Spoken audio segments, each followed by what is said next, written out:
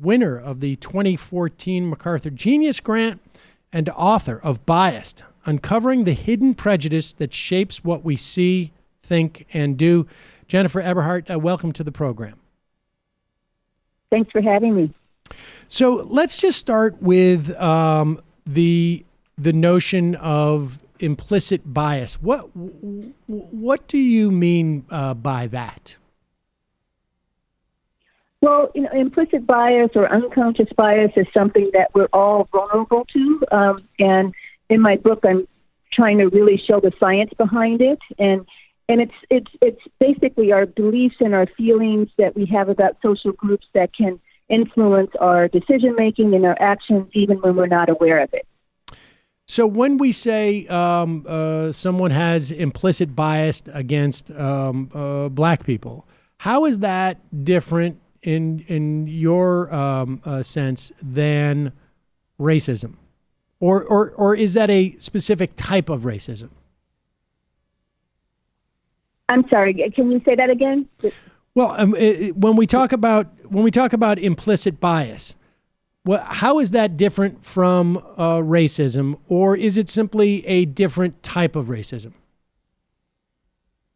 Oh, I see. So I think when people think about racism, they're thinking about people who are filled with hate and people who are kind of like old-fashioned racists, what we would call them. And but here with this kind of implicit bias or unconscious bias, you don't really have to be a bigot to be biased. You can have bias that's triggered and can have real negative impact despite our intentions and despite our desire to be fair. Okay, all right. Well, let's talk about some of the impetus for some of your work. I mean, both of it. You mentioned both your experience as a child and your child's experience when he was quite young. Why don't we start with your child? You start the book when you were on a plane with, I think, your son, who was I think 5 at that time. Tell us about that event. Yeah, so we were on an airplane flying back to California together, and he's excited to be on the plane, and he looks all around, and he's kind of checking the people out, and he sees a man there, and he says, "Hey, that guy looks like Daddy." And I look at the guy, and he doesn't look anything at all like my husband, and so that led me to start looking around on the plane, and I realized he was the only black man on the plane, and so I am about to have a conversation with my son about how not all black people look alike. And before I could have that conversation, though, he looks up at me and he says, "I hope he doesn't rob the plane." And so I'm like, what do you mean? Daddy wouldn't rob a plane. And he says, "Yeah, I know." And I said, "Well, why would you say that?" And he said, "Well, I don't know why I said that. I don't know why I was thinking that." So this is a good example of someone who is kind of picking up, things from the world around him and picking up this association basically between blackness and crime that he doesn't know where he got it from, but somehow he's been exposed to it and he's acting on it. What is your sense of where your son could have picked that up? I mean, I have a 6-year-old. This was, I guess, a decade or so more. But where would that form? I mean, was that a function of his association? I mean, is it your sense that was a sense of his association with blackness, or was it his sense of, or what? Well, I think it's a function of kind of being in the world where, you hear about, you kind of, as a child, you're learning about people's position in society and sort of, what kinds of beliefs that you have about certain social groups. And, as a child, you're trying to figure out, right, what correlates with what.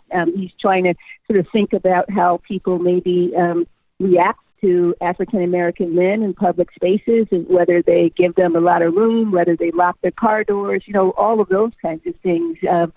children kind of pick up from us what we feel and how they should then feel and think about other people. So that's one way. I think the media is another way. I mean, there's a lot of ways, but that's one way. And let's also talk about, since we're in sort of the realm of childhood, is your experience in switching schools. I guess it was elementary school or junior high, and which you ultimately became, I guess, maybe in some ways, inspiration for some of your work.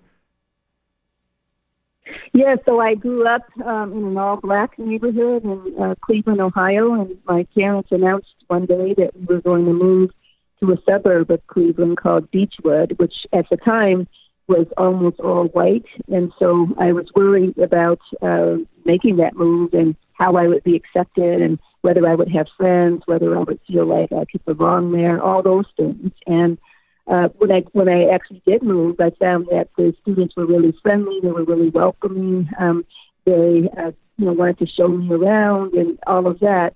But I still had problems making friends, and that had to do with the fact that I could not tell their faces apart. I wasn't exposed to white people very much then. I lived in this neighborhood again that was entirely black, so all of my the most meaningful interactions and relationships that I formed were with other black people. And so it was hard for me to actually, to be able to recognize their faces. It was, and it shocked me because I didn't anticipate, this at all. I never had that kind of problem before, but, here I was, trying to make friends, and I couldn't tell one person from the other. And it actually took me some time to figure it out. Over time, I was able to figure it out, but my brain, needed time to adjust to the new environment and to the new demands that I was, that were placed on me in that new environment. And so over time, I was able to, develop that skill. But before then, I didn't have it. And so subsequent to that, obviously, you have. You've come across research and partaken in research that suggests that that phenomena is physiological. Yeah, so we've done some research. So I collaborated with a number of memory specialists at Stanford, and we conducted a neuroimaging study to look at this very issue. What scientists call it is the other race effect, and it's basically that people are much better at recognizing faces of their own race than faces of other races. And we wanted to understand the neural underpinnings of that effect. And so we put people in a neuroimaging scanner, both black and white study participants, and we showed them images of black and white faces. And we looked at what happened, in their brain as they were shown these images. And there's an area of the brain called the fusiform face area, and that's highly implicated in face processing. And so we were really focused on that area, and we found that that area was much more activated to faces of their own race than to faces of other races. Now, is that strictly a biological development? I mean, what can that be?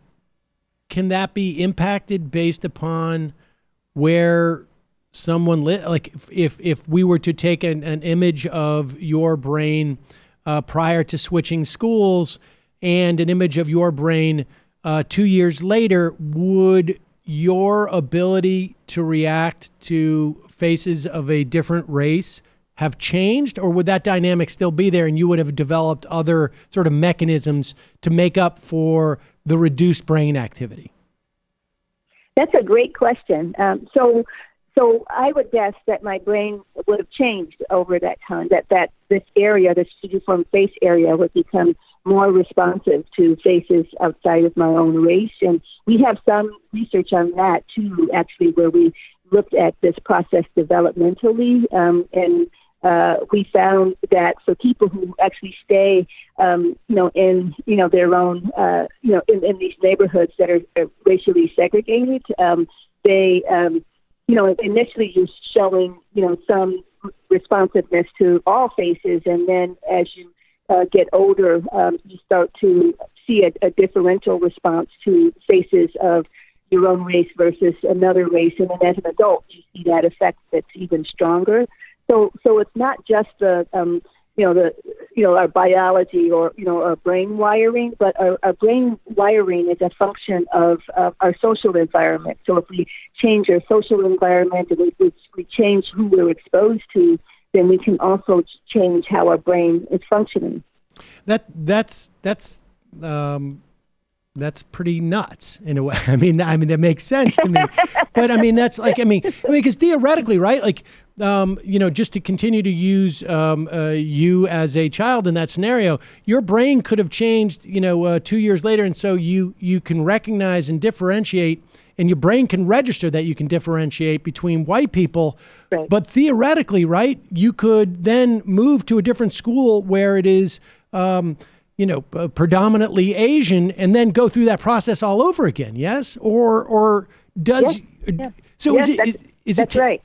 Okay, so it's tied to sort of difference in races in races in particular, as opposed to just like you don't have a certain muscle, for lack of a better a term, in your brain. Like that muscle is not generic. It is something that is learned, and you can see a change in your brain that is specific to specific races.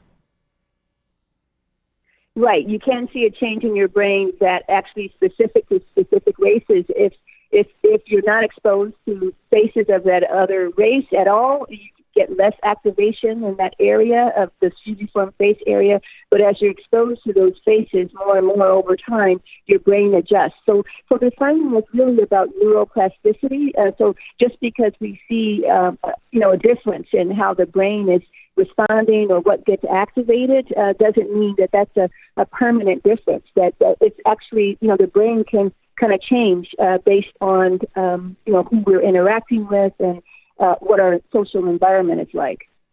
And I don't want to get too stuck on this, but I find this part really fascinating. Is there also a coincident effect in terms of, I would imagine if you go into a room and you can't differentiate people in the same way that you could, in a different room, let's say, that would right. create a certain amount of anxiety. And yes. the more stuff that's in there that is not just foreign, but foreign in the sense that you don't even have a capacity to process it in the same way. Right. I would right. imagine that creates all sorts of sort of subsequent social reactions. Right. It does. So, for example, you may not want to associate with those people as much because it's, leading to this anxiety. You're worried about making a mistake where you're confusing one person, for the other. And so, yes, it could have all of these other downstream consequences. In my case, I actually needed to be able to, to differentiate among white faces because, that was my new community, right? So I needed to be able to figure it out. And over time, I was able to figure it out. But even, I was super motivated, right, to do this, but I couldn't do that right away. It took my brain sort of time to, and enough exposure to these faces over and over again before I got the hang of it.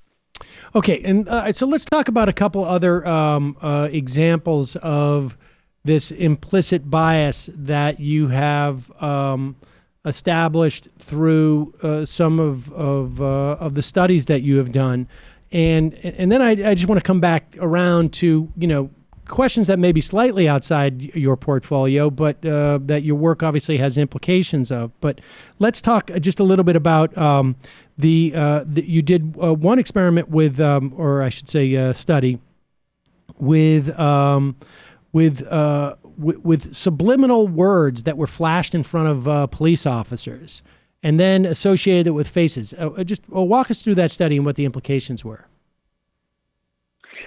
So this was a study that we were interested in sort of getting police officers to think about violent crime And we were interested in whether, when they thought about violent crime, if that would lead them to focus their attention on black male faces.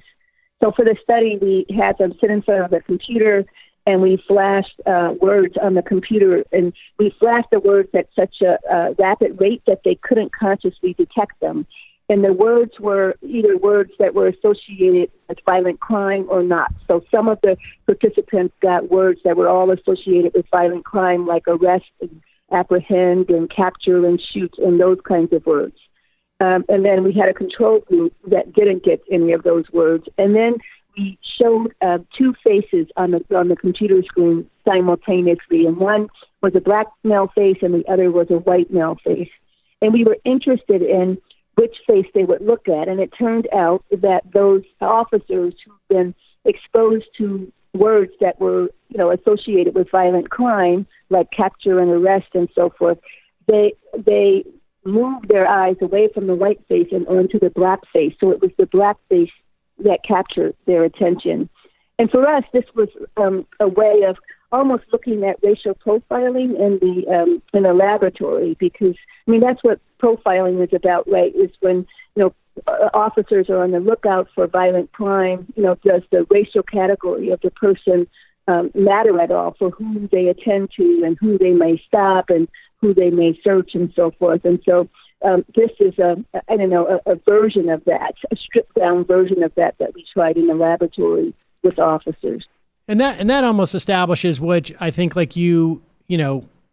I feel like you could take those same police officers and take them out for a drink, and within a half an hour or so, you could get a sense of what the results of that test might be. But that would that establish, sort of from a clinical perspective?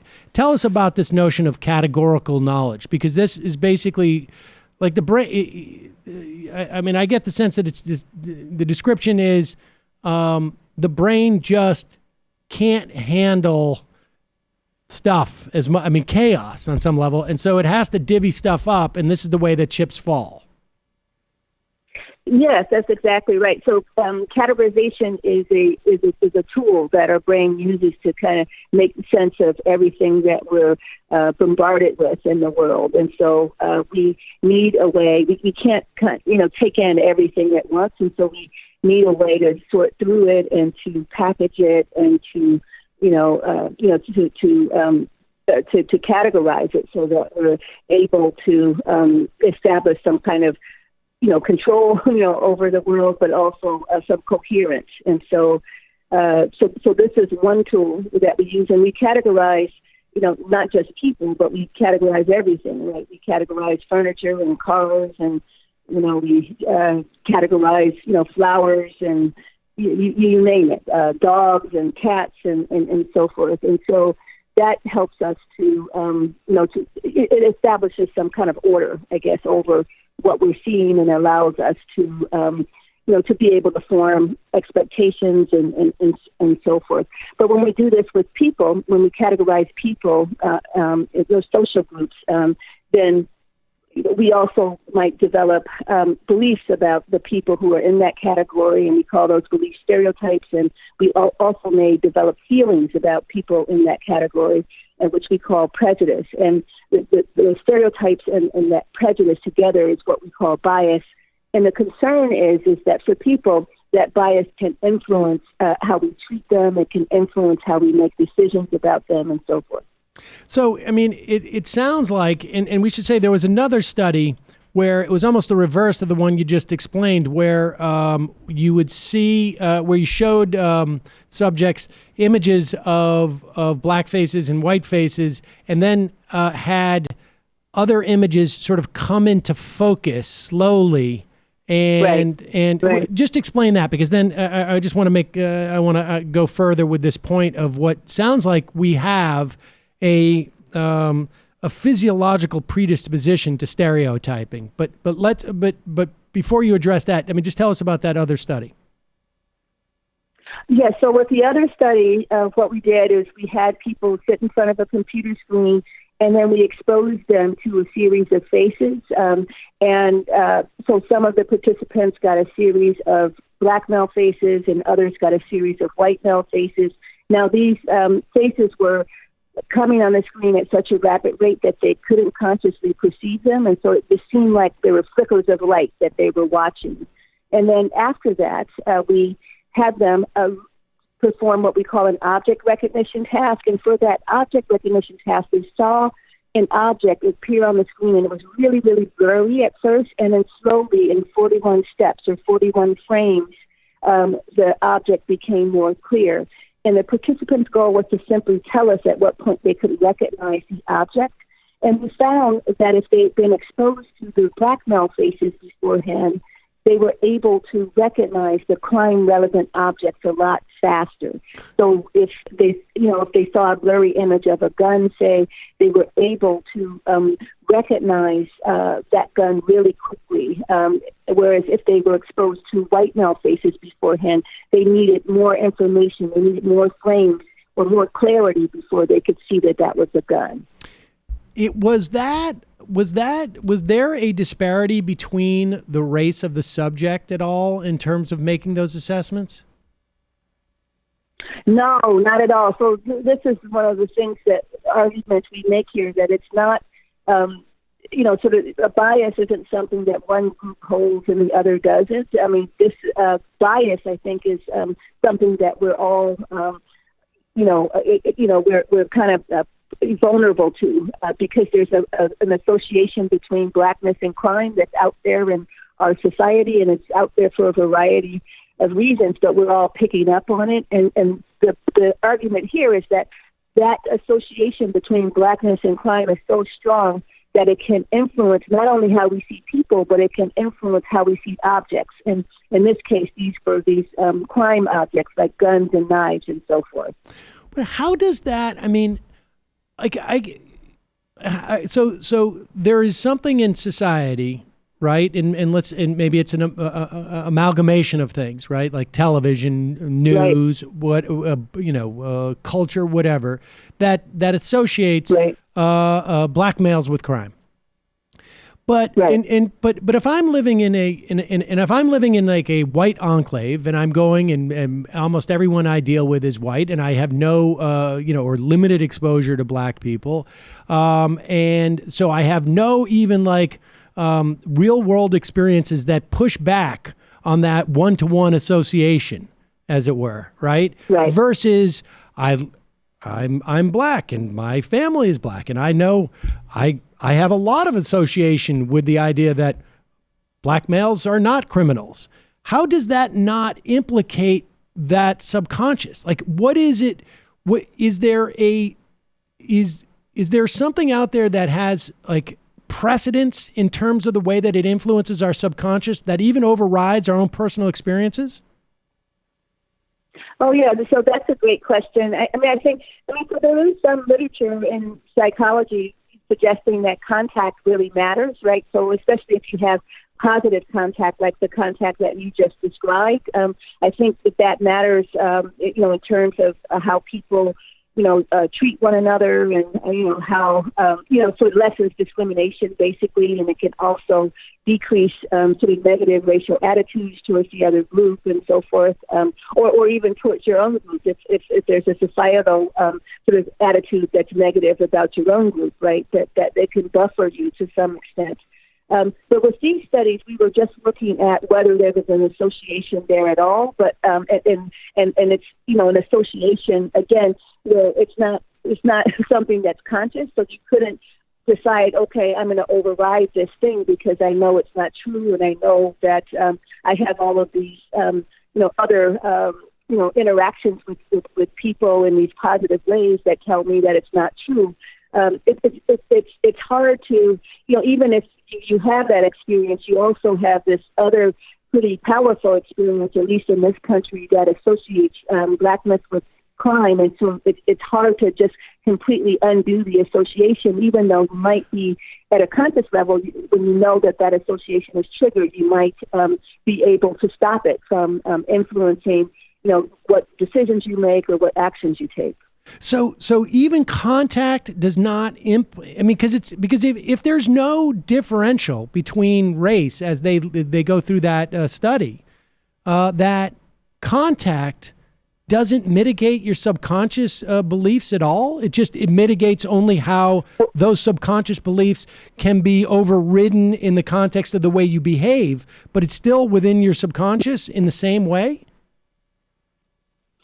Yeah, I mean, for some things, I think for some associations, for some stereotypic associations that are really strong, I think that is the case. But I don't want to suggest that contact doesn't matter, at all. I think, sometimes it does.